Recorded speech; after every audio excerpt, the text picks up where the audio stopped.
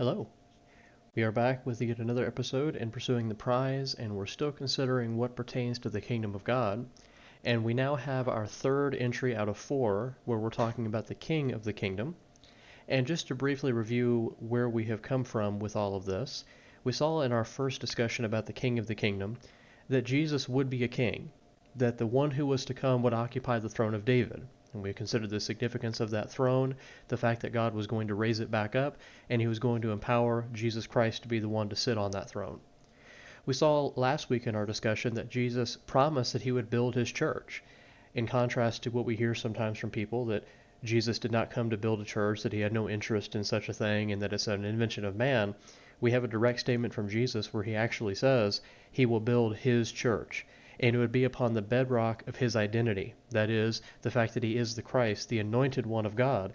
That is why and how he would build his kingdom, and that would be the centerpiece of that kingdom. We want to consider in further detail about the kingdom today, and look at how the kingdom is not of this world, and what that really means. I think sometimes when we look at a passage like the ones we're going to be looking at here regarding how the kingdom is not of this world, we might get the wrong idea about what the kingdom is all about and how it is supposed to be within the world and how it is to conduct itself. So we want to consider these ideas in detail, and we want to see first and foremost that Jesus indicated throughout his ministry and at every point that his kingdom was not going to be of this world. Right off the bat, we recognize that what that refers to is it would not be like the kingdoms of this world. It would not be a partaker of the evil systems of the kingdoms of this world. When we think about the scope of history, and even in our own day we see this continuing on because this is how it's always been within the scope of human history, we find kingdom after kingdom arising due to rebellion, violence, bigotry, all types of horrific deeds taking place to bring about the birth of a nation. And our nation is not exempt from that. No nation is exempt from that. You can find tales of horrible deeds that were done to innocent people. You can find tales of horrible battles that were fought in which thousands upon millions of people were slaughtered. It is nothing good. So Jesus' kingdom would not be anything like that. It was not going to be partaking of those evil systems. It would not be doing the things that the kingdoms of the world did. That's the predominant meaning that we have here regarding how the kingdom is not of this world. So Jesus did not come to build a nation like all the rest. He did not come to build a nation predicated upon an iron-fisted ruler. He did not come to build a nation like we see all around us today. He came to build a people, to build a holy nation, a place for God's people to dwell. And that is what he accomplished. But, as we consider this in further detail, let's consider how Jesus had opportunity, some chances here, to seize upon kingdoms of the earth. He could have made himself into a physical ruler. And that's going to take us over to Luke chapter 4, verses 5 through 8. So here, in Luke chapter 4, we have the temptation of Jesus. Satan has come, and he is tempting Jesus in the wilderness, putting before him many different stumbling blocks, hoping that he will stumble over one of these, and he will be made to fall, he will sin, and he will no longer be the perfect sacrifice for mankind. But here's what happens in Luke chapter 4. Let's read together verses 5 through 8 and see how this pertains to our conversation about Jesus and the nature of his kingdom. Then the devil, taking him up on a high mountain, showed him all the kingdoms of the world in a moment of time. And the devil said to him, All this authority I will give you, and their glory, for this has been delivered to me, and I give it to whomever I wish. Therefore, if you will worship before me, all will be yours.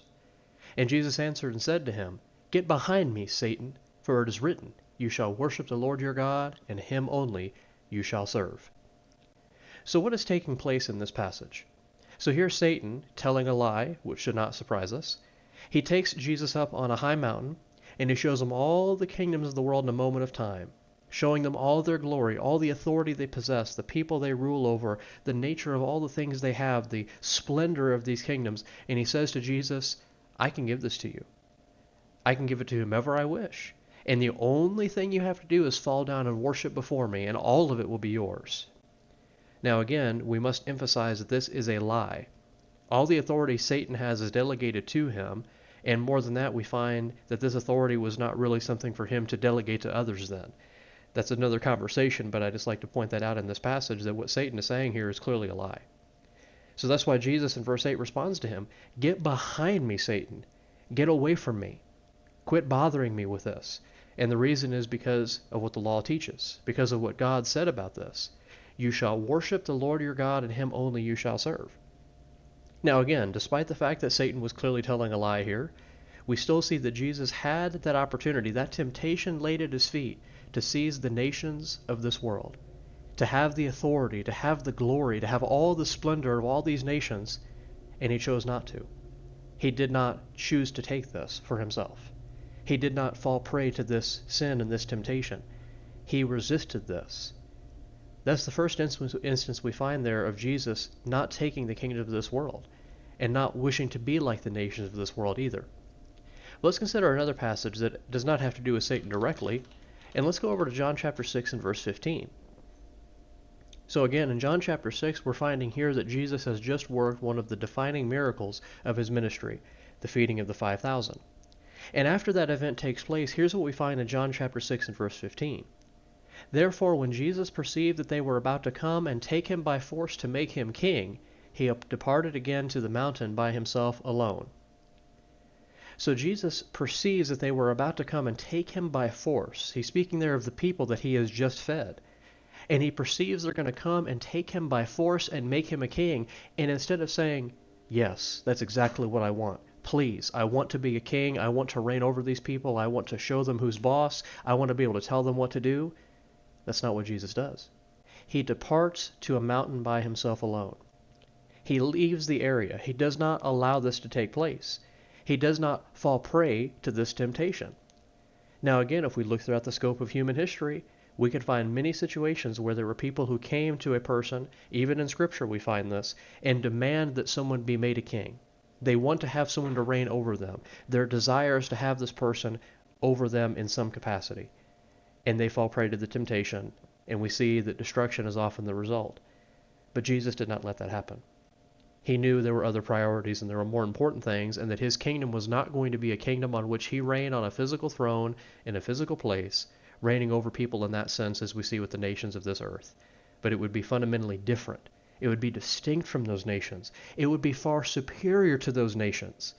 So Jesus is a king, yes, there is no question about that. He is reigning at this very hour. But he does not reign over a city, a state, or a nation as others do, because his kingdom is better than theirs. His throne is better than theirs. His kingship and his kingdom are far surpassing above all that we'll find in this world. You will not find a single kingdom in this life, and in this earth, and in all of human history, that even comes close to surpassing what Jesus is and what his kingdom is. His kingdom is better in every respect. So his kingdom is not of this world. It's not caught up in the same mess of the kingdoms of this world. It is fundamentally different. Let's consider a passage that makes this even clearer. We're going to find in John chapter 18 and verse 36 that Jesus is going to spell this out very plainly, that his kingdom is not of this world, and he's even going to illustrate this so we understand what he's talking about. So here is Jesus before Pontius Pilate. Pontius Pilate is the governor of Palestine, or of Judea at this time, and he is being examined, or Jesus is being examined by Pilate in this context. He has already been arrested, he's been brought before Pilate, and his fate is in the hands of Pilate at this point. And Pilate has a question.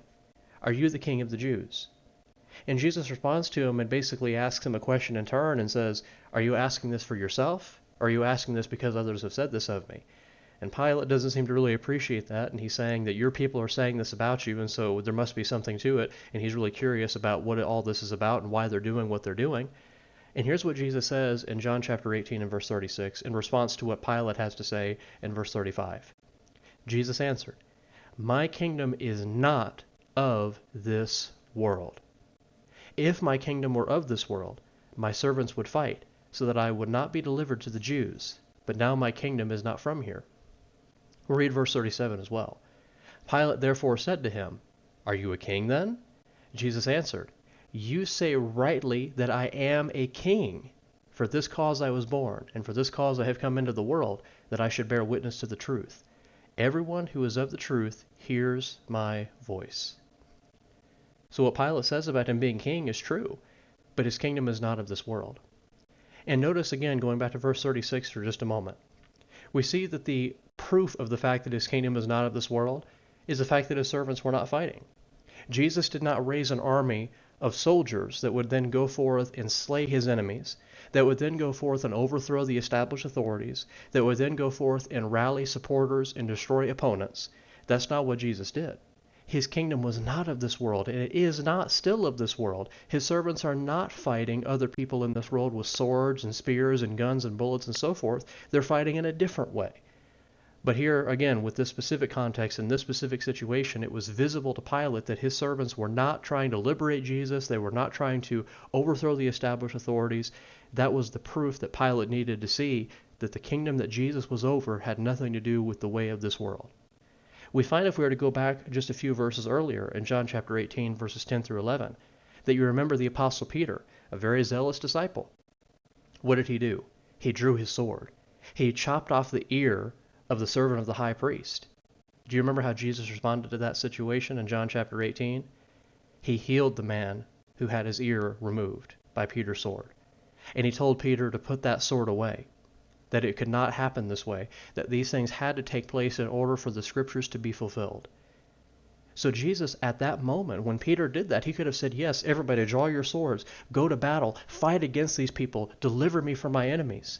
He could have done that, but he didn't, because his kingdom is not of this world. It is not of the evil ways of this world. It is fundamentally different. His kingdom is not about violent conquest. It is not about invading one nation and subduing them, and then invading another nation and subduing them, and going all across the face of the earth subduing people through violent conquest and through acts of horrific violence and horrific terror upon people. That's not what the kingdom is about. It is not of this world. It is not participating in those systems. It is fundamentally different. And again, if we look at the kingdoms of the earth throughout all of history, what do we find? We find exactly that kingdoms spread through violence. They spread through terror.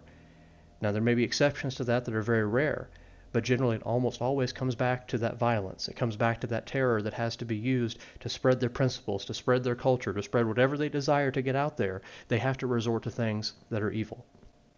That is not what Jesus and his kingdom have done. That is not his intention. That is not his purpose. His kingdom is not of this world. It is not based upon that. There's another point we can draw from this as well, that Jesus' kingdom is not based upon a physical location. Now, this speaks of a headquarters, of a capital city, if we want to put it in those terms. The capital city of the kingdom of heaven is in heaven. The capital city where Jesus reigns from is heaven itself. There is no physical city over which Jesus reigns today, nor is there going to be a physical city over which he reigns in the future, because it's not about that anymore. The kingdoms of men may think in those terms and may participate in that type of system, but it's fundamentally flawed. The kingdom that Jesus reigns over, the kingdom that he established that is not of this world, is not based upon a physical location, nor is it based upon a physical army in order for it to continue to survive. That's not what it's about. It is about something spiritual, something that is not of this world, that is not caught up in its systems, that is not tangible in that sense. It is far greater than all of that. Now, that does bring up an interesting point. If the kingdom is not of this world, if it's not based upon a physical location, if it is not supported by a physical army in the sense of someone that takes up arms and fights against others, then does the kingdom have any impact in the world at all? Or again, is this just a concept? Is this just something that's out there that we're aware of, but it doesn't actually have any business in our lives? Let's consider that in further detail. We find that Jesus' kingdom, although it may not be centered in a physical location, it may not be headquartered on this earth, that does not mean it is void of impact. It most certainly has an impact in this world. In fact, because of the fact that it is not caught up in the systems of this world, that is precisely what enables it to be more impactful, to make a greater difference, to do more for people, to be a greater benefit to others. And that's really what is the kingdom's purpose. That is what it's all about, is service to others. And there's two specific things I want us to observe about Jesus and his teachings regarding his kingdom and what identifies his kingdom first and foremost. We're going to go, first of all, to John chapter 13 together. Let's look at John chapter 13, and let's look at verses 34 to 35 together. So here's what Jesus says prior to his arrest, and he's speaking here to his disciples, his chosen apostles, and he says this in John chapter 13, verses 34 to 35. A new commandment I give to you, that you love one another, as I have loved you, that you also love one another. Notice this.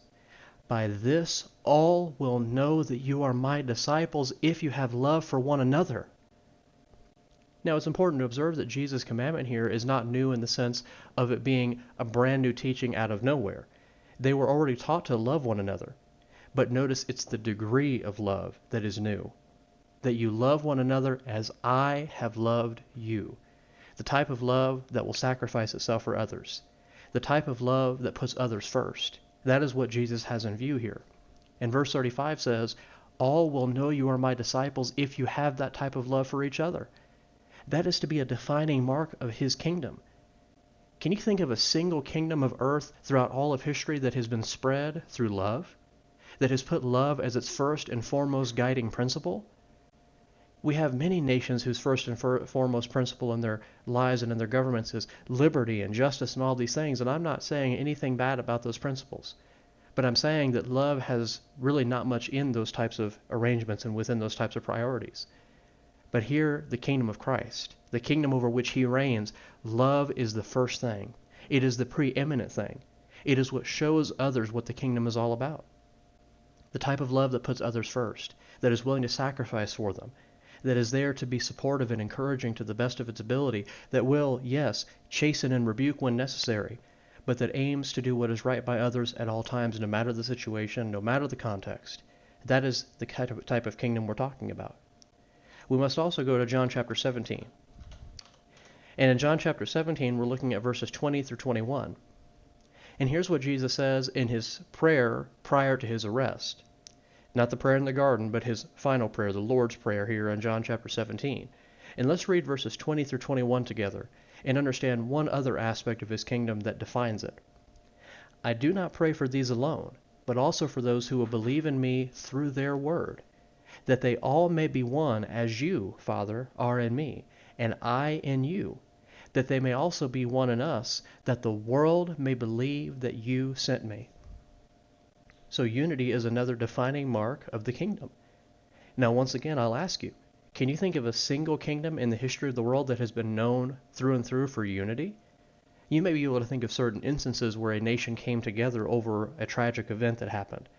But can you find a nation that is based upon unity and that is defined by unity at the end of the day? I would think that we might be hard-pressed to find that. What we will not be hard-pressed to find is that Jesus and his intention for his kingdom is that his kingdom be unified, that they be one, that they be together, that they have the same mind and the same judgment, and that although they come from different backgrounds, and although they have different experiences, they're united in Christ Jesus. They're united in his kingdom, and they're able to labor shoulder to shoulder in the various areas of service that have been set before them. The kingdom of Christ is about unity. It's about love. And when people see these things, they will know and understand this kingdom is different. This kingdom is not of this world. And it's this kingdom that can turn the world upside down. We can read in the book of Acts just how significant it was in the first century, and how the kingdom was able to make such a difference in that world. And when we remember in ancient history the Roman Empire and the cultures of the various places where the gospel went, it was not fertile territory from the eyes of people.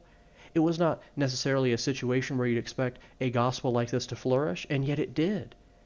In many cases it had to do with that love and that unity, and the fact that there were people willing to step up and make a difference, and to show these principles out there to other people, and to help them to see that there was a distinction and a difference. And the kingdom of Christ today still has that same obligation. We've got to show people there is a difference, that there is something unique about the kingdom of Christ, that it is not of this world, that it's not like what they've experienced out there in the world with the nations of it, or even with others that claim to be part of Christ's kingdom, that it's not like them, that it is something fundamentally different, and that they can be part of this, and they can press forward with us, and they can join in with this, and they can share in this love and this unity, and we can all together then turn the world upside down in our communities, in our states, in our nations, and in the entire global sphere. That is what the kingdom of Christ is all about. So the nature of the kingdom, and the nature of the king who reigns over the kingdom, is not of this world. He is about love. He is about peace. He is about unity. In his kingdom is about love, about peace, and about unity. And these are the things that make them stand out among all the other nations of the world.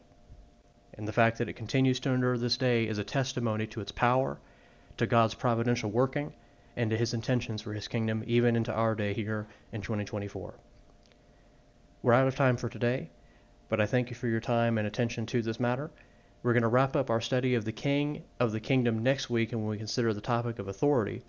But as always, I hope this lesson has helped you to understand more about the kingdom and the importance of its nature. Thank you.